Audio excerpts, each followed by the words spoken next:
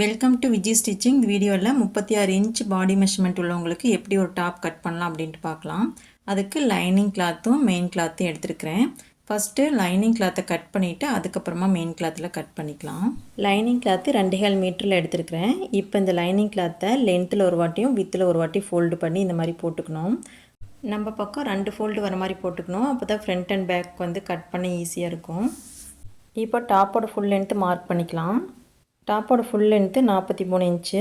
இப்போ இதிலிருந்து 2 inch minus பண்ணோம் அப்படின்னா லைனிங்க்கு கரெக்டாக இருக்கும். அதனால் 41 இன்ச்சுக்கு மார்க் பண்ணிவிட்டு ஒரு லைன் போட்டுக்கிறேன்.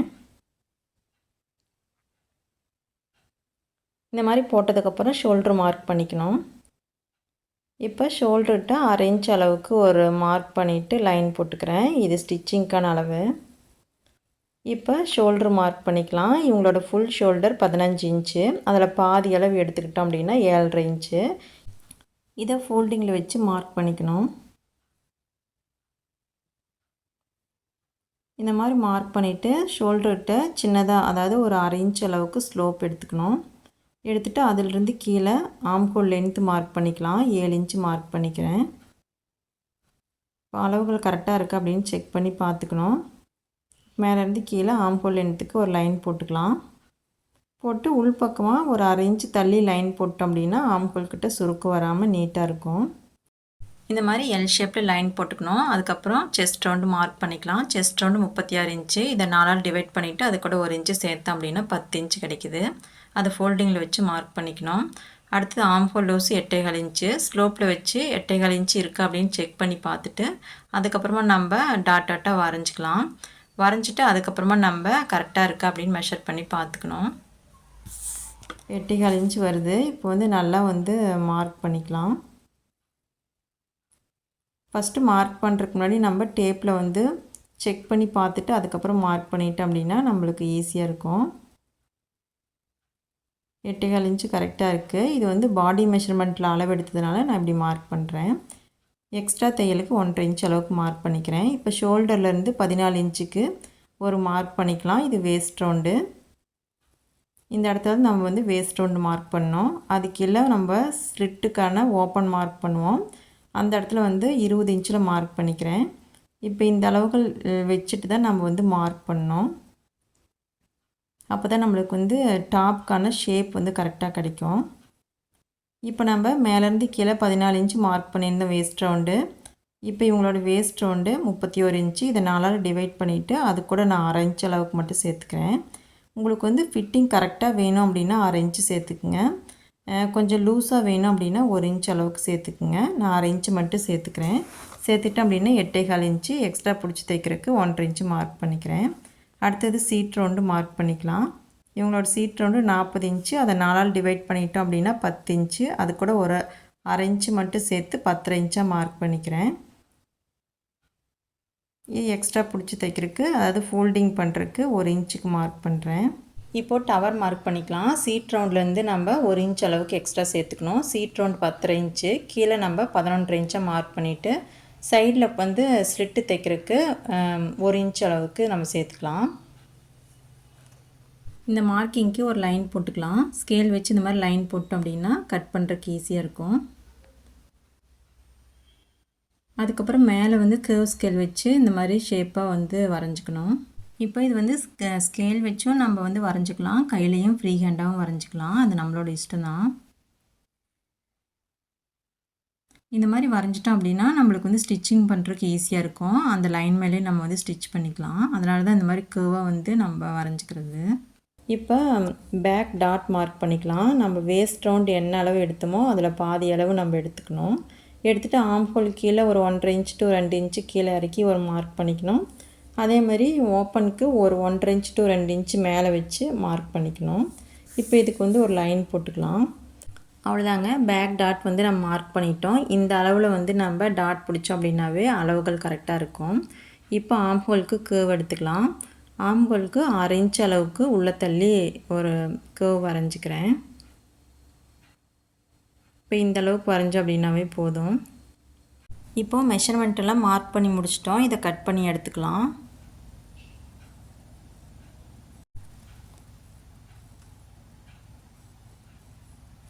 இந்த மாதிரி கட் பண்ணி எடுத்துகிட்டு ஆம்ஹோல் கிட்டேயும் ஸ்லிட் ஓப்பன் கிட்டேயும் ஒரு சிசர் கட் போட்டுக்கணும். இந்த மாதிரி போடுறதுனால ஸ்டிச்சிங் பண்ணும்போது நமக்கு ரொம்ப ஈஸியாக இருக்கும். இப்போ ஆம்ஹோலுக்கு உள்வளைவை கட் பண்ணி எடுத்துக்கிறேன். அவ்வளோதாங்க, எல்லாமே கட் பண்ணி முடிச்சிட்டோம். சைடில் 1 இன்ச் அளவுக்கு லைன் போட்டிருக்கிறேன். இது ஸ்லிட்டு மடித்து தைக்கிறதுக்கு. இப்போது நம்ம வந்து நீடில் மார்க் போட்டுக்கலாம். இந்த மாதிரி நீடில் மார்க் போட்டோம் அப்படின்னா ரைட்டு லெஃப்ட்டு நம்மளுக்கு அளவுகள் மாறாமல் அதே அளவில் நம்ம ஸ்டிச்சிங் பண்ணுறதுக்கு யூஸ்ஃபுல்லாக இருக்கும். கொஞ்சம் தூரம் தள்ளி தள்ளி இந்த மாதிரி போட்டுக்கணும்.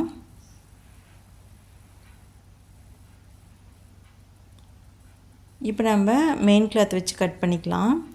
இப்போ இதில் பாருங்கள், ஃப்ரண்ட் பார்ட்டில் நெக் கிட்ட மட்டும் டிசைன் இருக்குது. இந்த டிசைனை சென்டரில் வர மாதிரி நம்ம மடிச்சுக்கணும்.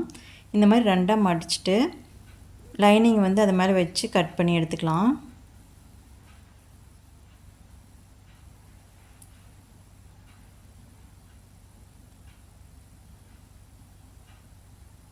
அந்த டிசைனுக்கு மேலே நம்ம அந்த ஷோல்டர் பகுதி வச்சுட்டு நம்மளுக்கு வந்து ஃபுல் லென்த்து கரெக்டாக இருக்கா அப்படின்னு நம்ம செக் பண்ணிக்கணும். மேலேருந்து கீழே நம்மளுக்கு 43 இன்ச்சு ரெடி அளவு இருக்கணும். அதுக்கப்புறம் நம்ம 1 இன்ச்சு 1.5 இன்ச்சு எக்ஸ்ட்ரா வச்சு கட் பண்ணிக்கலாம்.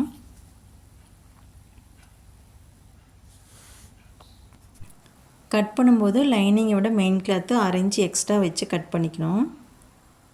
அந்த மாதிரி கட் பண்ணிட்டோம் அப்படின்னாக்கா ஸ்டிச்சிங் பண்ணும்போது முன்ன பின்ன நம்ம அட்ஜஸ்ட் பண்ணி தைச்சிக்கலாம்.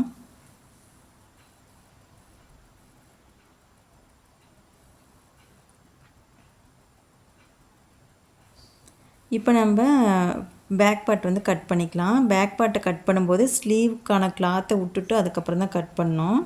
அதாவது நம்மளுக்கு பேக் பார்ட்டுக்கு என்ன அளவு தேவையோ அந்த அளவு மட்டும் கரெக்டாக வச்சுட்டு கட் பண்ணிக்கலாம். இப்போ கட் பண்ணும்போது 1/2 இன்ச்சு மட்டும் எக்ஸ்ட்ரா இருந்தால் போதும். கிளாத் வந்து வேஸ்ட் பண்ணாமல் நம்ம ஸ்லீவுக்கு வந்து கிளாத் கொடுத்துக்கலாம். எந்தளவுக்கு நம்ம கிளாத் வந்து கொடுக்குறோமோ நம்ம அட்டாச் வந்து போடுறது குறைவாக இருக்கும். ரொம்ப கிளாத் வந்து பேக் பார்ட்டுக்கு அதிகமாக எடுத்துட்டோம் அப்படின்னாக்கா ஸ்லீவுக்கு அட்டாச் நிறைய போடுற மாதிரி வரும். இப்போ பேக் பார்ட்டோட லென்த்து கரெக்டாக பார்த்துட்டு நம்ம கட் பண்ணிக்கணும். நம்ம எப்பவுமே டாப்போட லென்த்து கட் பண்ணுறோம் அப்படின்னா மெயின் கிளாத்லேருந்து 1.5 இன்ச் எக்ஸ்ட்ரா வச்சு கட் பண்ணிக்கணும்.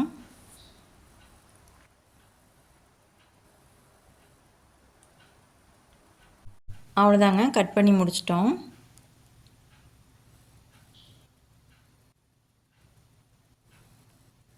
அடுத்தது ஸ்லீவ் கட் பண்ணிக்கலாம். இவங்க 3/4 ஸ்லீவ் கேட்டிருக்காங்க. லைட்டாக பஃப் கேட்டிருக்காங்க. அதாவது லைனிங் இல்லாமல் ஸ்லீவ் வேணும் அப்படின்னு கேட்டிருக்காங்க. அதுக்கு வந்து கிளாத் வந்து நம்ம கட் பண்ணிக்கலாம். இப்போ கிளாத் வந்து கரெக்டாக ஒரு ஈவனாக போட்டு கட் பண்ணி எடுத்துடுறேன். இப்போ பாருங்கள், கிளாத் வந்து நம்மளுக்கு வந்து பத்தாம தான் இருக்கும். இந்த மாதிரி தான் நம்ம ஃபோல்டு பண்ணிக்கணும். அதாவது கரைப்பகுதி நமக்கு ஆப்போசிட்டில் வர மாதிரி ஃபோல்டு பண்ணிக்கணும். ஸ்லீவோட லென்த்து ஃபுல் லென்த்து 17 இன்ச்சு. நம்மளுக்கு வந்து 17 இன்ச் வருதா அப்படின்னு செக் பண்ணி பார்த்துக்கணும். ஆப்போசிட்டில் வந்து நம்மளுக்கு வந்து எக்ஸ்ட்ரா வந்து கிளாத் கொடுத்து ஸ்டிச் பண்ணுற மாதிரி இருக்கும். அதுக்கு தேவையான 4 பீஸு ரெடியாக எடுத்து வச்சுக்கணும்.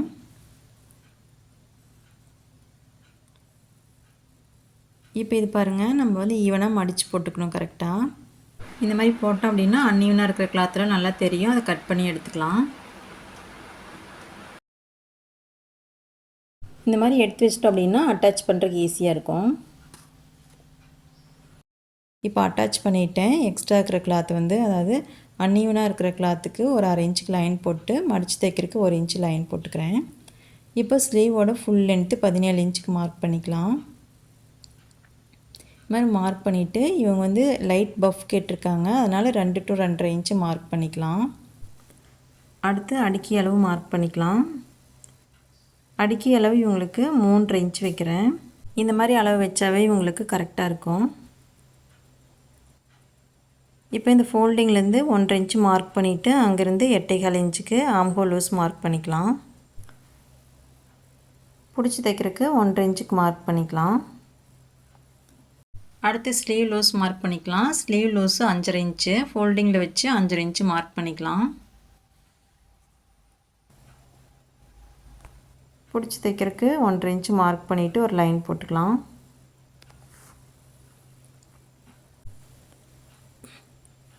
அடுத்தது நார்மலாக ஸ்லீவ்க்கு எப்படி நம்ம கர்வ் வரையுமோ அது மாதிரி வரைஞ்சிக்கணும்.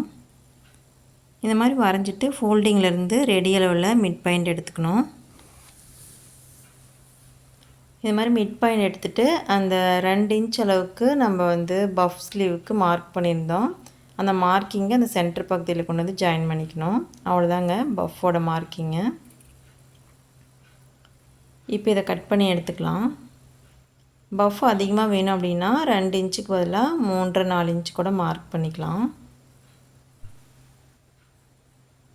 கட் பண்ணதுக்கப்புறம் ஸ்லீவ் ஜாயின் பண்ணுற இடத்துலையும் ஆம்ஹோல் கிட்டேயும் சிசர் கட் போட்டுக்கணும்.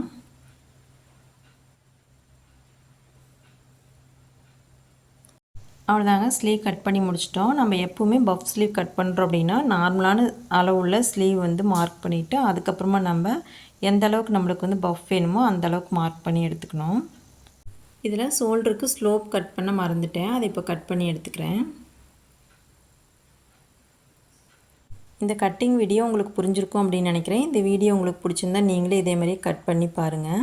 இது எப்படி ஸ்டிச் பண்ணுறது அப்படின்ட்டு நெக்ஸ்ட் வீடியோவில் பார்க்கலாம். தேங்க்யூ.